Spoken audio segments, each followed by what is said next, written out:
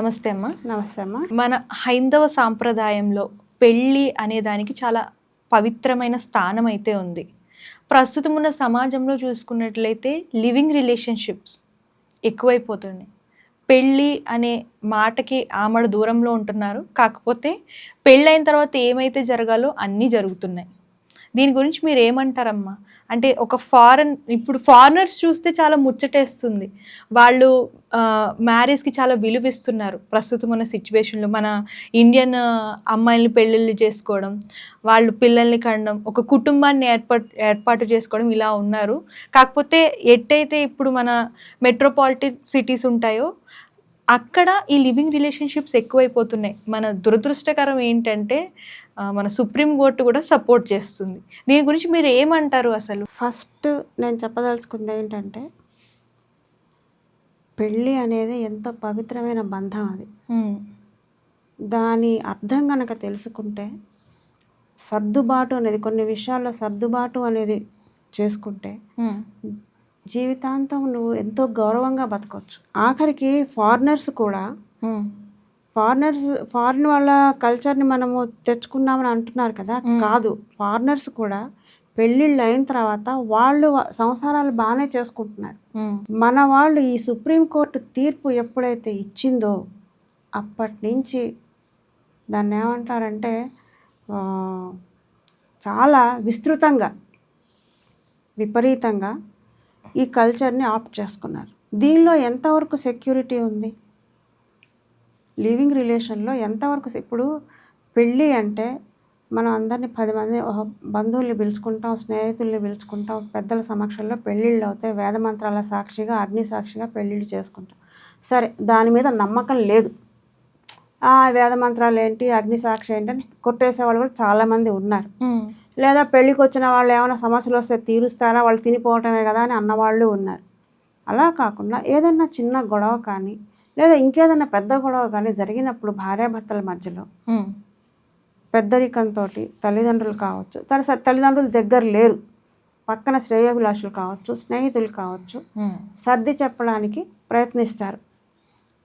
మీకు ఒక కుటుంబం అనేది ఏర్పడింది, చిన్న చిన్న విషయాలు పెద్దవి చేసుకొని ఎందుకు మీరు ఇంకా మీ మధ్యన దూరాన్ని సృష్టించుకుంటారు. సర్దుబాటు అనేది అవసరం, క్షమాగుణం అనేది అవసరం. ఈ విషయాన్ని ఇంతటితోటి వదిలేయండి అని భార్యాభర్తలకైతే చెప్తారు, సర్ది చెప్తారు. సరే, వాళ్ళు కొంచెం ఆలోచించుకొని ఆవేశం తగ్గిన తర్వాత క్షమించుకొని సరే ఏవో జరుగుతుంటాయిలే అని ముందుకు సాగిన వాళ్ళు కొన్ని జంటలు ఉన్నాయి, కొన్ని వేల లక్షల జంటలు ఉన్నాయి. కానీ ఈ లివింగ్ రిలేషన్లో ఏదైనా సమస్య వచ్చినా గొడవ వచ్చినా ఎవరొచ్చి ఏం సమస్యకి మీకు పరిష్కారం చెప్తారు? ఈ గొడవలకి మీకు ఎవరు సపోర్ట్ చేస్తారు, ఎవరు సర్ది చెప్తారు? నీది తప్పు అని ఎవరు నిర్ణయించి ఏం చెప్పగలుగుతారు? ఇప్పుడు నువ్వు భర్త అని చెప్పుకోలేవు, అతను భార్య అని చెప్పుకోలేవు, అంతే కదా. మరి ఇది నా దృష్టిలో ఇది చాలా తప్పు, కరెక్ట్ కాదు అసలు. మన ధర్మం, మన సనాతన ధర్మం, మన హైందవ సంస్కృతిలో ఇది అసలు లేదు. ఇది ఎప్పుడైతే ఈ సుప్రీంకోర్టు మళ్ళీ చెప్తున్నా, ఎప్పుడైతే సుప్రీంకోర్టు అనేది తీర్పు ఇచ్చిందో, ఇక్కడ మా హైదరాబాద్ అనే కాదమ్మా, ఇండియా భారతదేశం మొత్తంలో చాలా చోట్ల ఇది స్ప్రెడ్ అయిపోయింది, చాలా చోట్ల. అంటే పెళ్ళి కాకుండా ఇలా కలిసి ఉండడం ఎంతవరకు కరెక్ట్ అంటారు? అంటే సుప్రీంకోర్టుని అందరినీ పక్కన పెట్టేస్తే సో అసలు మన భారతదేశంలో ఇలాంటి వాటిని అంటే పెళ్ళి కాకుండా కలిసి ఉండడాన్ని ఏమంటారు అసలు సమాజం? అసలు ఇది కరెక్ట్ కాదంటాను, ఇది మన సంస్కృతి కాదంటాను, మన సంప్రదాయం కాదంటాను. ఇప్పుడు ఏమవుతుంది, ప్రతి పిల్లల్లో కొంతమంది, అందరూ అలా ఉన్నారని అనట్లా, చాలా వరకు నేను చూసినంతవరకు, తెలిసినంతవరకు, చూసినంతవరకు పిల్లలు పెళ్ళి అంటే ఏంటి, వీడికి నేను వంట చేసి పెట్టాలా, వీడి అమ్మా నాన్నకి నేను సేవలు చేయాలా, ఎందుకు చేయాలి, నేను నాకు ఇష్టం వచ్చినప్పుడు నేను చేసుకుంటా, అప్పటి వరకు టైం బీయింగ్ నచ్చిన వాడితో ఉంటాను, నేను వాడితో కొన్నాళ్ళు ఉంటాను, నచ్చితే పెళ్ళి చేసుకుంటా, లేకుంటే లేదు. ఇది ఎంతవరకు కరెక్ట్? ఇది అసలు కరెక్ట్ కాదు. నువ్వు ఒక పెళ్ళి చేసుకోవాలి అంటే కష్టమైనా సుఖమైనా ఏ రిస్క్ అయినా నువ్వు తీసుకోగలగాలి, ఏ బాధ్యతైనా నువ్వు తీసుకోగలగాలి. నువ్వు కొన్ని విషయం ఇప్పుడు పెళ్ళి అంటే ఏమంటారు, ఎంతసేపు ఆడదాన్నే సర్దుకుపోమని చెప్తారు. ఎందుకు సర్దుకుపోవాలి? ఆడదొక్కతే సర్దుకుపోవట్లేదు, అక్కర్లేదు, ఇద్దరు సర్దుకుపోవాలి. ఒక ఆడ ఒక మగ పెళ్లి చేసుకున్నారు కాబట్టి పెళ్లి చేసుకుంటున్నప్పుడు బాధ్యతలు సమానంగా తీసుకోవాలి. అలాగే సర్దుబాటు విషయాల్లో కూడా ఇద్దరు సమానంగానే ఉండాలి. ఒకరికొకరు సహకరించుకోవడంలో కూడాను బాధ్యతల పట్ల కానివ్వండి, ఇంటి పనులు కానీ ఏవైనా ఇద్దరు ఒకరికొకరు సహకరించుకుంటూ చేసుకోవాల్సిందే. కానీ ఈ లివింగ్ రిలేషన్ వల్ల మిమ్మల్ని మీరు చెడ్డవాళ్ళు చేసుకుంటున్నారు. మీరు అవ్వడమే కాదు, మీ తల్లిదండ్రులు కూడా చెడ్డవాళ్ళు అవుతున్నారు.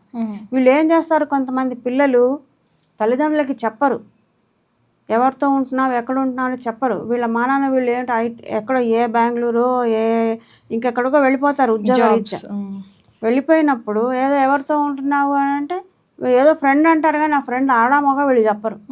అందుకని మధ్యలో మంచి కుటుంబాల్లో వచ్చిన పిల్లలైతే కనుక తల్లిదండ్రులు మధ్యలో వెళ్ళి చూసి వస్తూ ఉండాలి. ఎవరితో ఉంటుంది, ఏం చేస్తోంది, ఎన్నింటికి వస్తుంది, ఇవన్నీ కూడా వాళ్ళు గమనించాలి. అంటే కొంతమంది అనొచ్చు, మా పిల్లలు ఉద్యోగస్తులు అయినారండి, మా దగ్గర ఏమి దాచిపెట్టరని మీరు అనుకుంటున్నారు. దాచిపెట్టే విషయాలు దాచిపెడుతున్నారు, మీకు ఏవి చెప్పాలో అవి చెప్తున్నారు. కొంత వయసు వచ్చి పిల్లలకు ఒక 25 ఏళ్ళు వచ్చిన తర్వాత వాళ్ళకి పెళ్ళిళ్ళు చేసేసి పెళ్ళి విలువ చెప్పి పెళ్ళిళ్ళు చేసి ఒక గౌరవప్రదమైన జీవితం ఇవ్వడం అనేది కూడా తల్లిదండ్రుల బాధ్యత. అంటే ప్రస్తుతం ఉన్న జనరేషన్ చూసుకున్నట్లయితే ఇంతకు ముందు 18 ఏళ్ళు దాటిన తర్వాత ఆడవాళ్ళకి పెళ్ళిళ్ళు చేసేవాళ్ళు. ఇప్పుడు 30లు వచ్చినా 35లు వచ్చినా కూడా పెళ్ళిళ్ళు చేసుకోవట్లే. ఎందుకమ్మా అంత? డబ్బు, కెరియర్ ఇంపార్టెంట్. నేను అదే చెప్తున్నాను, ఈ కెరియర్ అని చెప్పేసి నాకు తెలిసిన ఎంతమందో పిల్లలు, ఆడపిల్లలు ఉన్నారు, మగపిల్లలు ఉన్నారు, 30 ఏళ్ళు దాటిన వాళ్ళు ఉన్నారు. ఇప్పటికి కూడా వాళ్ళు ఏంటంటే కెరియర్ అని చెప్పి ఆ కెరియర్ దీనిలో పడిపోయి, సంపాదన అనే దీనిలో పడిపోయి వాళ్ళు జీవితం పోగొట్టుకుంటున్నారు. కొంత వయసు వచ్చిన తర్వాత వెనక్కి తిరిగి చూసుకుంటే అట్లా బాధపడ్డ వాళ్ళు కూడా ఉన్నారు. అట్లా బాధపడ్డ వాళ్ళు ఒక 40-45 ఏళ్ళు దాటిన తర్వాత మాకు ఎవరున్నారండి, మాకేమిటో ఇప్పుడు ఒంటరితనం అనిపిస్తుంది అన్న వాళ్ళు కూడా ఉన్నారు. అంటే మీరు చేసుకోవాల్సిన సమయంలో పెళ్ళిళ్ళు చేసుకోలేదు, కెరియర్ అనే దానిలో పరిగెత్తారు. ఇప్పుడు మరి వెనక్కి వచ్చి మళ్ళీ ఇప్పుడు సరే కొంతమంది కొన్ని చోట్ల ఏమైంది, తోడు కావాలి అనుకున్న వాళ్ళు 45 ఏళ్ళు వచ్చిన తర్వాత అట్లా పెళ్ళిళ్ళు చేసుకున్న వాళ్ళు ఉన్నారు. కానీ ఆ అటాచ్మెంట్ అనేది వేరు ఉంటుందమ్మా. ఏదైతే 25 ఏళ్ళు, ఇదివరకు మీరు అన్నట్టుగా 18 ఏళ్ల వయసులో పెళ్ళిళ్ళు చేసుకుంటే ఆ భార్యాభర్తల మధ్య ఉండే అటాచ్మెంట్ వేరు. సరే ఇప్పటికి కూడా ఆలస్యం కాకుండా 25 ఏళ్ళు, 26-27 ఏళ్ళు వచ్చిన పెళ్ళిళ్ళు చేసేసుకుంటే ఈ బాండింగ్ అనేది పెరుగుతుంది, కలిసి ఉంటారు. కాబట్టి లాంగ్ రన్లో మనకు ఆ బాండింగ్ అనేది ఒక 55-60 ఏళ్ళు వచ్చిన తర్వాత అప్పుడు మనకు తెలుస్తుంది, ఈ మనిషి నాకు తోడున్నాడు అనే ఒక ధైర్యం వస్తుంది. అంటే అప్పటికి పిల్లలు పుట్టి చదువులు రీత్యానో పెళ్ళిళ్ళు అయిపోయో ఇంకెక్కడ విదేశాల్లో ఉన్నప్పుడు మిగిలేది ఇద్దరు. మరి అది దేనివల్ల వచ్చింది? నీకు పెళ్లి వల్లనే వచ్చింది కదా. అదే నీకు లివింగ్ రిలేషన్లో వస్తుందా? రాదు. వాడు నచ్చకుండా వదిలేసి వెళ్ళిపోతాడు, లేదా నువ్వే వెళ్ళిపోతావు. అందుకని ఈ లివింగ్ రిలేషన్స్ అనేవి మానుకొని ఒక 25 ఏళ్ళు వచ్చిన తర్వాత కెరియర్ని మీరు పెళ్ళైన తర్వాత కూడా మీరు పొడిగించుకోవచ్చు, దాని మీద కాన్సన్ట్రేట్ చేయొచ్చు. కానీ ముందు లైఫ్లో సెటిల్ అవ్వండి. అంటే ఇప్పుడున్న సిచ్యువేషన్లో కరెక్ట్ ఏజ్ ఏదమ్మా పెళ్ళి చేసుకోవడం? ఇప్పుడున్న కరెక్ట్ ఏజ్ ఏంటంటే 25-26 ఏళ్ళమ్మా. అమ్మాయికి అబ్బాయికి కూడా? అబ్బాయికైనా 27-28, అబ్బాయికైనా 30 ఏళ్ల లోపు. అమ్మాయిలు అయితే 25 ఏళ్ళకి పెళ్ళిళ్ళు చేసుకుంటే మంచిది.